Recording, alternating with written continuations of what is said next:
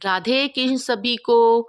आशा करती हूँ आप सब बहुत अच्छे होंगे। आज मैं आप सबके सामने एक नई और रोचक जानकारी लेके आई हूँ और वो रोचक जानकारी है बांके बिहारी मंदिर से रिलेटेड है। तो बांके बिहारी मंदिर क्यों है, ये बांके बिहारी मंदिर ये मैं आपको बताऊंगी और बांके बिहारी का अर्थ क्या होता है और कुछ इसके बारे में रोचक जानकारियां भी दूंगी। इसलिए मेरी वीडियो को लास्ट तक देखें ताकि आपको मैं सारी जानकारियां दे सकूं।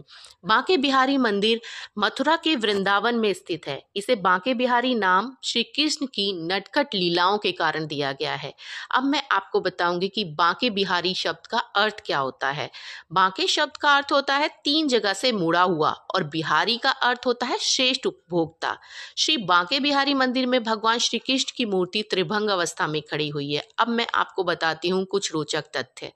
मथुरा में स्थित बांके बिहारी मंदिर को आदरणीय स्वामी हरिदास जी द्वारा स्थापित किया गया है।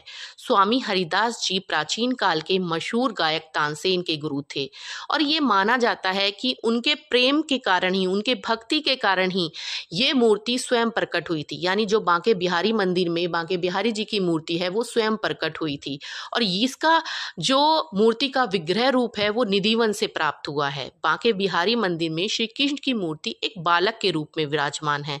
बालक प्रेम के वश में होते हैं, इसलिए बांके बिहारी जी भी जहां प्रेम और करुणा देखते हैं बस वहीं चल देते हैं।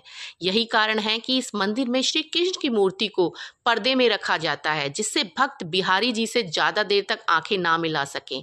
मंदिर के पुजारी जो होते हैं श्री कृष्ण को पर्दे में इसलिए रखते हैं क्योंकि बिहारी जी भक्तों की भक्ति में उनकी व्यथा सुनकर उनकी करुणा से इतना ज्यादा अपने आप से वाह विभोर हो जाते हैं कि वे अपने आसन से उठकर भक्तों के साथ ही चल पड़ते हैं। चलो मैं आपको एक सच्ची घटना बताती हूँ।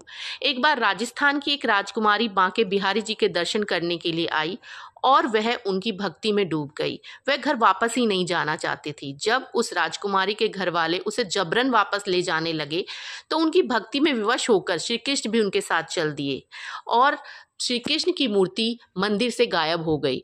तो भगवान श्री कृष्ण की मूर्ति को मंदिर से लाने के लिए, मंदिर में वापस स्थापित करने के लिए पुजारी को राजस्थान जाना पड़ा और वहां से वो मूर्ति वापस लाई। यानी श्री कृष्ण भगवान किसी के भी प्रेम में आकर विवश हो जाते हैं और वो उनके साथ ही अपने भक्तों की भक्ति में डूब जाते हैं और उनके साथ ही चल देते हैं।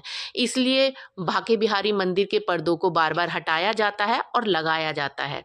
तो आपको मेरी जानकारी कैसी लगी प्लीज कमेंट बॉक्स में जरूर बताएं।